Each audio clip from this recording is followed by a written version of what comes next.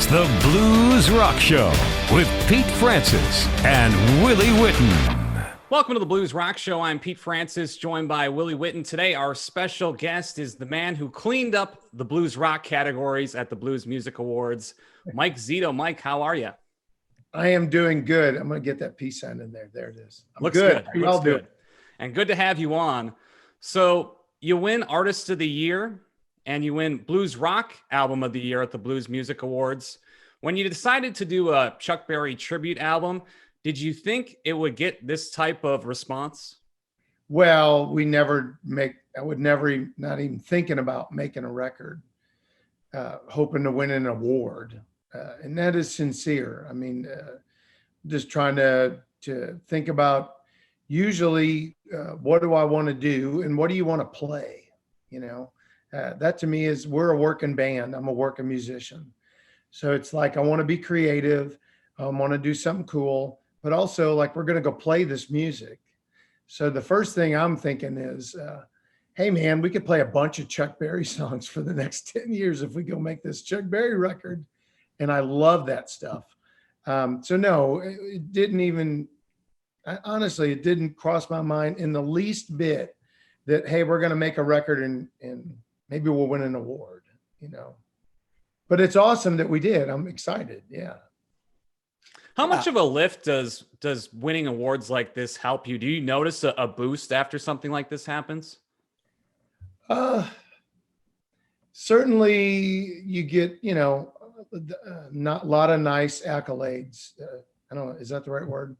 You know, nods from other musicians, you know, that's always wonderful. I don't know if it means anything like more money or anything like that. I mean, we're just still working. We're doing our job and we're working. I think it, honestly, to me, whenever we win, the few times I've been honored enough to win something, it means a lot to the fans. Okay. And it means a lot to my family.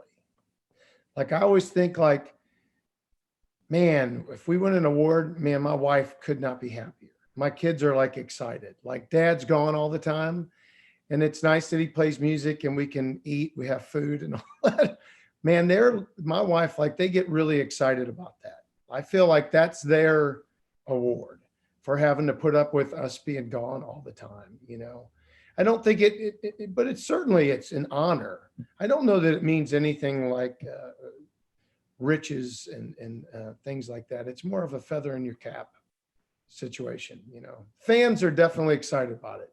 Like, we go play after we've played shows after this happened, and they're the first ones to come and tell me, oh man, I knew you were going to win, or I voted for you, or isn't that awesome? Like, yeah, man, it's awesome. You know, it makes me happy because they took part or they voted and it counted, you know.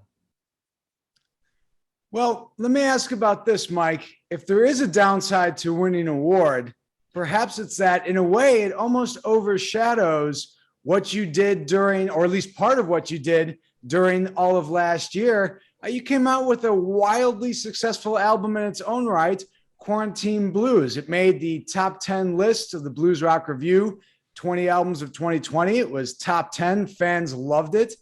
So I guess besides the album, and I guess I'd like you to talk about the album itself, but how did you keep yourself sane during the madness of last year? Well, I'm not sane to begin with. So I was very at home in all of that craziness. I mean, yeah, I don't know, man. It was weird. Like everybody else, it was an odd situation that I kept thinking, well, this will be over pretty soon. You know, this will be over pretty soon. This will be over. And then it just kept going and going. By the end of summer, I was like, yeah, this is going to keep going for a while. Well, you know, like everybody else, I enjoyed spending time at home. I hadn't been home in a long time like that. So that was really cool. Got to spend a lot of time with my family and my kids. We watched everything you can watch on any streaming service. We watched every 80s movie that my wife and I ever grew up watching so we could show our kids. we bought an Xbox. I've never played video games before, and Grand Theft Auto is badass. Yeah, that's a classic game. I'm so late to the game. And a side note, like I got so excited about it that Kingfish sends me a message. He's like, "Hey man, are you playing GTA online?"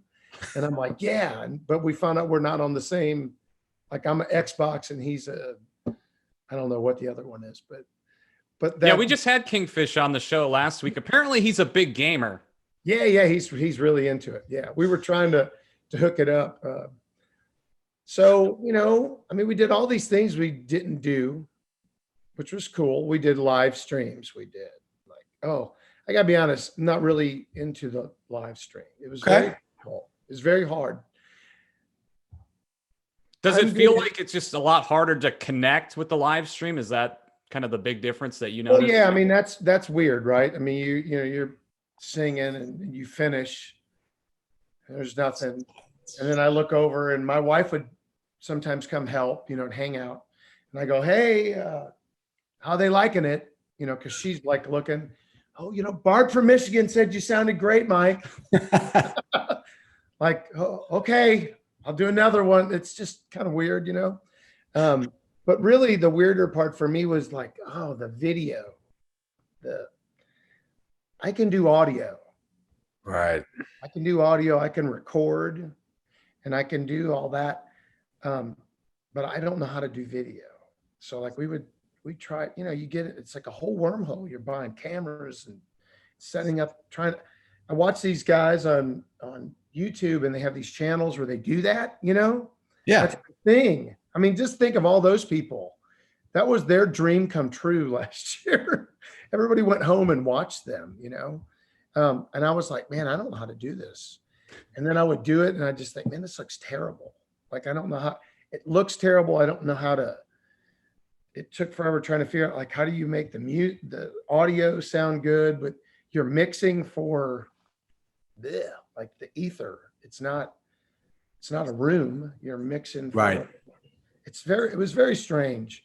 I mean, I did it. It would be fine if you could go do it somewhere where they knew how to do all the video and they had like a sound stage and all. Yeah, it's great. It's that thing at home. Like, I don't know how to do that. So that was very frustrating. And so that's probably why I just stayed busy in my studio. I have a studio behind my house, and by the end of the year, I was like, okay, so we're really not going to go back on tour this year. Like this, we're just doing spotty things here or there. And my record deal with Roof Records was coming to a close. I knew that I would be on my own record label. And I thought, well, I don't think this is going to happen. We're not touring until next summer. That was what I thought. It's going to be summer of 2021 before anybody goes on tour. Thank God I was pretty close to being right, So then I just started working on new songs and a new album again, because what else was there to do? Sure. Well, you do so much, Mike. Like you said, back on your own label, you've done production for other artists. If we look at Chuck Berry, Quarantine Blues, you've got another album coming out next week. I guess for me, I was surprised a bit that you didn't like the live streaming, because in my mind, I was like, oh, it's another thing that Mike Zito can do. He does so many things. He wears so many hats. Where do you find the time and the energy to do all this? Where's the inspiration come from? I would have loved the live stream. I just could not do it well. And I didn't have anybody helping me. There was nobody there. I was trying to get help. I just couldn't pull it off. I didn't think it was good. I thought, yeah, the music sounds, when it was good is if I put my iPhone up and I got an acoustic guitar and I just sat and sang and played. But anything beyond that was like just a mess. I don't know. I love playing music. I love writing music. I love making records. Whenever I hear you say that, you do so much, I was thinking, yeah, maybe too much. Too much, maybe too much. Like maybe I should not do so much. Last year I couldn't help it, but the Quarantine Blues was just something. It was kind of more like a challenge, and it was weird. Like we came home, we didn't know what was going to happen. And I was like, we have to quarantine for 2 weeks. Let's see if we can make a record in 2 weeks. Let's just make a record, write it, record it, release it in 2 weeks. So that was like fun. I won't ever, probably never do that again. And I enjoyed that, you know. But I think the energy, the inspiration comes from my dad worked hard all his life. He worked 40 years at Anheuser-Busch Brewery in St. Louis. And I just thought that was the worst job. It just seemed terrible. You know, he drove a forklift and they drank every day. I guess that was the only good thing. They could drink. You could drink on the job. Isn't that crazy? Until 1982. You could operate heavy machinery and drink beer all day. Isn't that what they say not to do on the can? Yeah, now. Not in the late 70s and early 80s. No. But he worked so hard, and we were lower middle class, and I think I just have that in me. And I had it like, okay, I'm not doing that. Like my brother worked at the brewery. I was like, I'm not doing that kind of job. And I wanted to do music, and they all told me you can't do music. Like you can't do that. That's not a job. You need to get a job. And so I don't know, since I was a kid, I was like, no, I'm doing that. So because I've been awarded some opportunities, man, I just feel like, you need to work. Like it's important. I want to, I have 5 kids. Of course, I want to feed them and take care of them, but I want to leave them something, and I have a fan base. It's all kind of working. So I don't see any reason to not be contributing, especially last year. I mean, I think there was 2 ways you could have done last year. You could have done nothing, or you could have done what I think I did, was I just tried to do a lot, and especially for the fans, because we have all these people that support us all the time. And they were like, they were like cooped up with nothing. So I didn't like doing live streaming and all that, but I did it because they seemed to like it. It wasn't about making money from it. The people seemed to like they were needing entertainment in some way, So I think that it just all comes from growing up in South St. Louis and being poor and, liking money. So, Mike, you mentioned South St. Louis. I've read this, and you never know what you read on the internet, whether it's true or not. But I read somewhere that you met and started a friendship with Devon Allman when you were both working at a Guitar Center. Is this true? Who is that? I'm just kidding. He'll laugh. No, I met Devin, but actually even before that, Okay. Devin's stepfather was a pilot in the Air Force. And I think when Devin was, I don't know, maybe 18 or 19, they moved to St. Louis. And his dad then worked for TWA, which was in St. Louis. So they moved to St. Louis for that job. What I remember is being like in my early 20s. We're fairly close in age, I think. He never really tells you exactly how old he is. That's a rock and roll trick. I'm 50, so I don't mind. He had a band. He had a rock band, the Dark Horses. That's the name of the band. And so I, remember like people like, oh, it's Greg Allman's son, is in this band, the Dark Horses, and they're playing. So we went and saw him, and I had, met him. We were like kids playing a lot of the same clubs, but not really friends. I knew who he was, and he was playing with other musicians that I would play with or whatever. But yeah, I think 1998 or maybe 1999, somewhere in there. There was a Guitar Center finally opened in St. Louis, and he was there to work. I would been working in a music store like since I was 18. I worked for 10 years at a small music store in St. Louis. So that was kind of like what I did. I worked at the music store and I played music. And then Devin was there, And I was like, what are you doing? Like, why are you here? He's like, I need a job, man. Like in my head, I always thought, yeah, but you're Greg Allman's son. Like, why are you working? You should go do that. And he was like, that doesn't matter. Like, I have to have a job. Like, I have to go to work. And yeah, we worked there for off and on for a couple of years together. And that's when we became, friends. And he had his band Honey Tribe then. And so they were playing. And, in that store, we were like kind of the two guys, that were playing. There was all musicians, but we had like bands and they played around town. We were doing stuff. And I had, he had been making some records. I was making my first couple records. So it was fun. The store, everybody kind of supported us. We'd go see each other and all that. But never in a million years, even then, did I think that we're going to be in a band together. In fact, we were like kind of competitive, like playing gigs and trying to be bigger than, Devin loves to tell this story. He says, you know what I remember? He goes, I remember going to see Mike Zito play somewhere downtown St. Louis.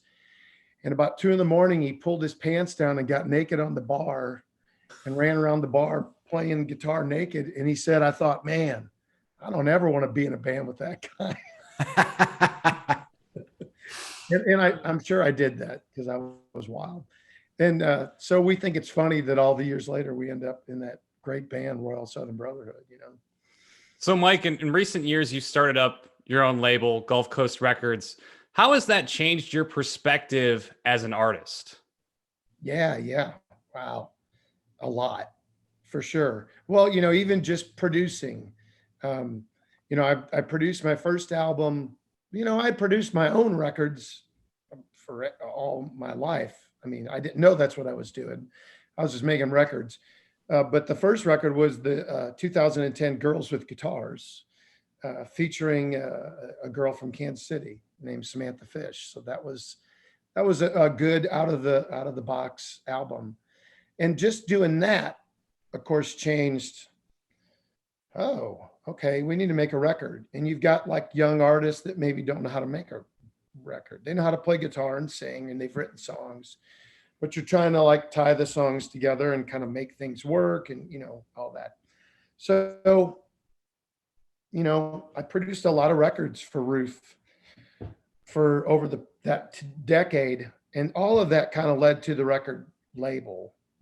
I had been thinking, for some years, like, man, it would be great to have our own record label and a studio and produce these records. Like, I love making these records. Not that I think I'm great at it. I just like doing it, by the way. And every time I do it, I get a little better, at it.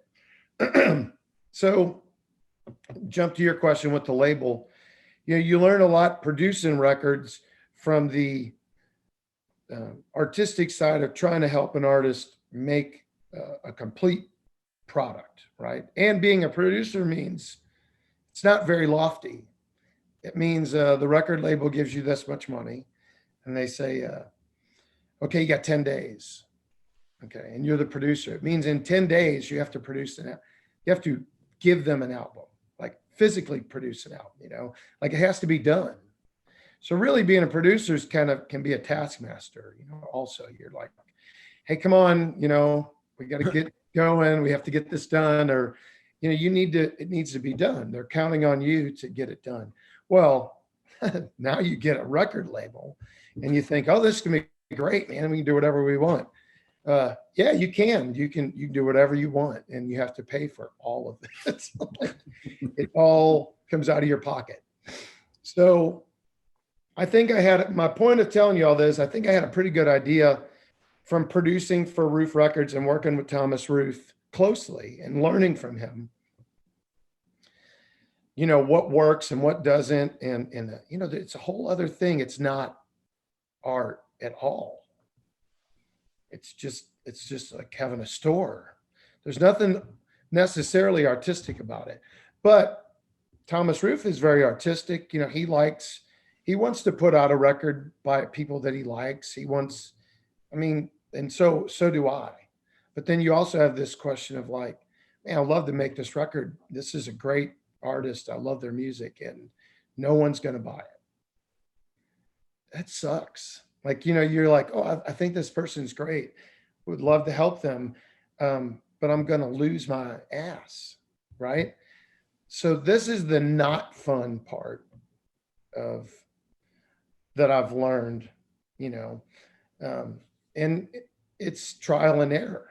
I mean, and I'm proud of all the records we've made. And overall, I think all of our records have done pretty well.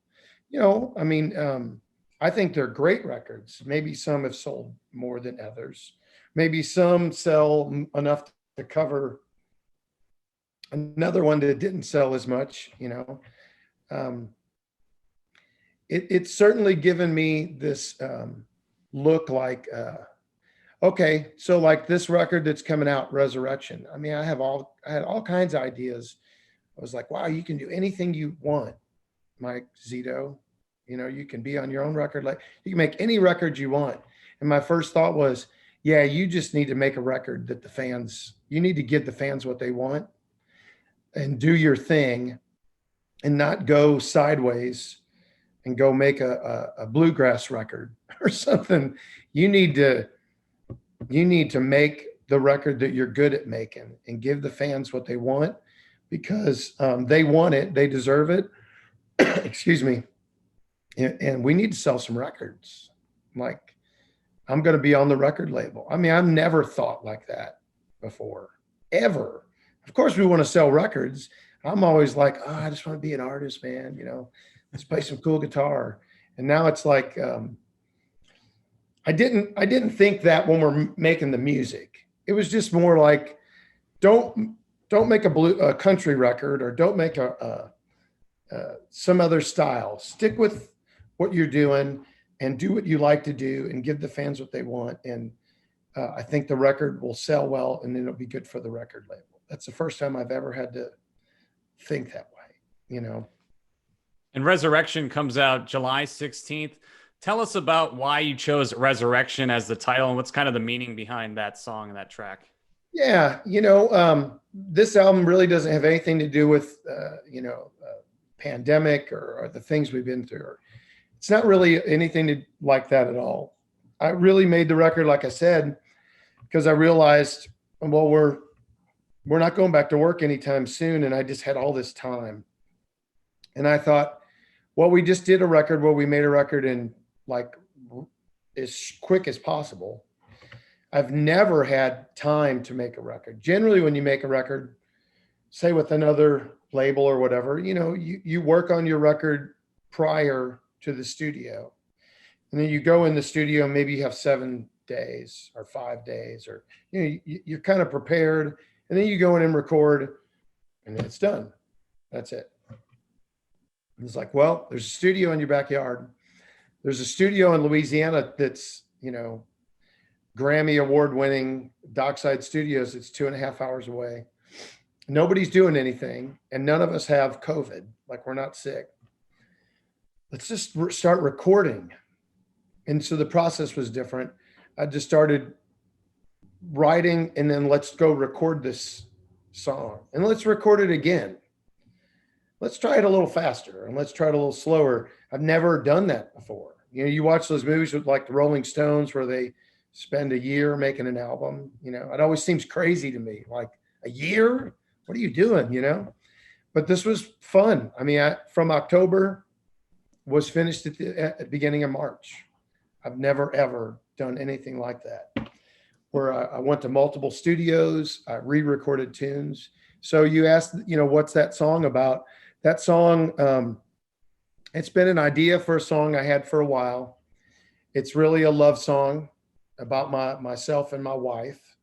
And it was, just kind of we've been together 20 years now, and probably 5 years in, I was like, we were having a rough time, we weren't jiving, and then we got pregnant. We were going to have another baby. We weren't planning it. So it caused, at first we thought, oh, this is going to be more stress, ended up being like the greatest thing that could have ever happened. I'm so sorry. I think I need a drink. Can you? No worries. Or you can keep it in. I don't really care. So, Mike, another thing we're talking about family. Pete related to me a story that he said he'd seen you a year or so back, and your son came on stage to play with you.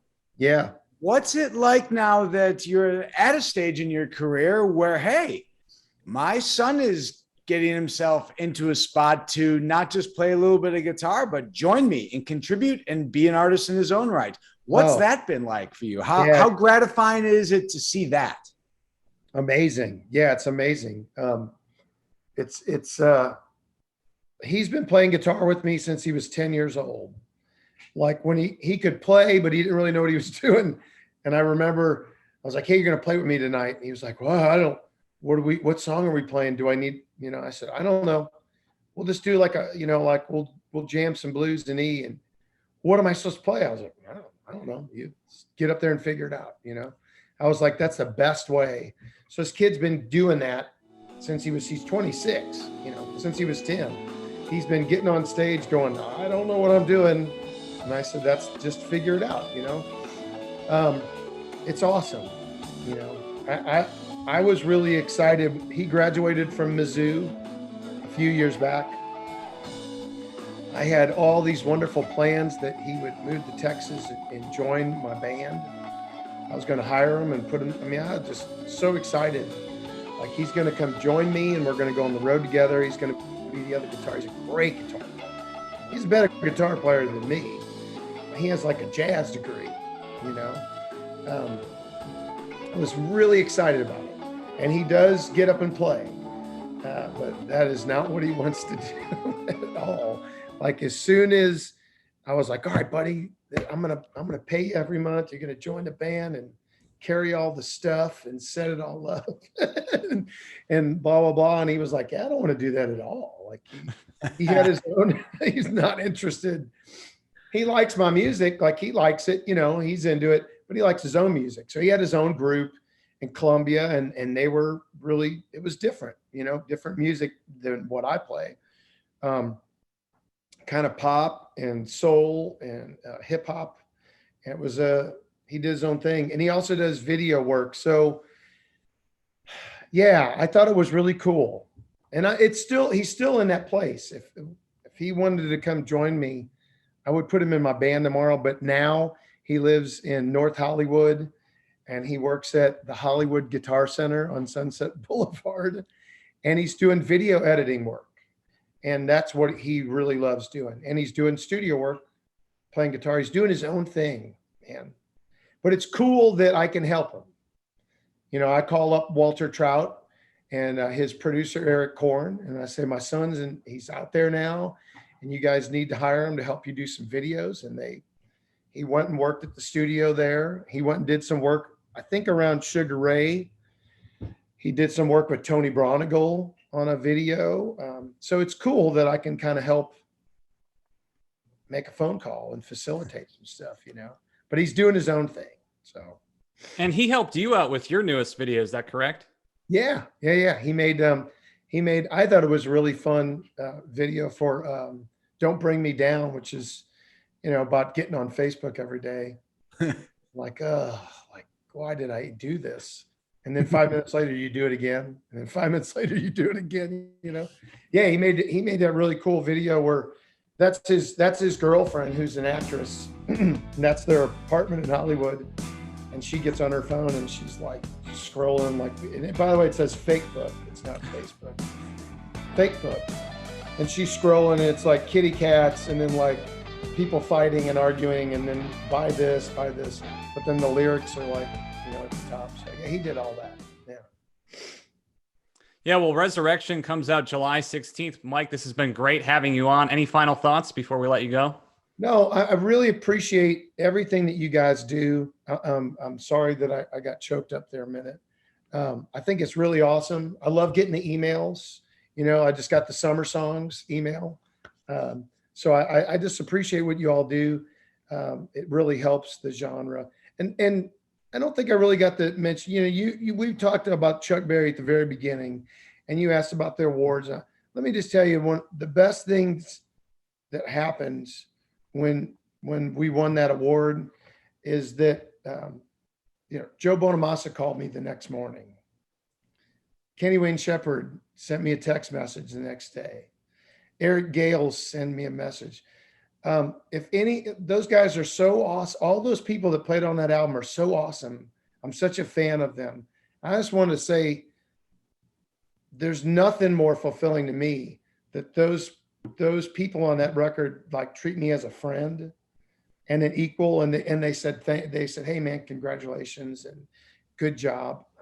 I just wanted to tell you that, like, that's like over the moon to me,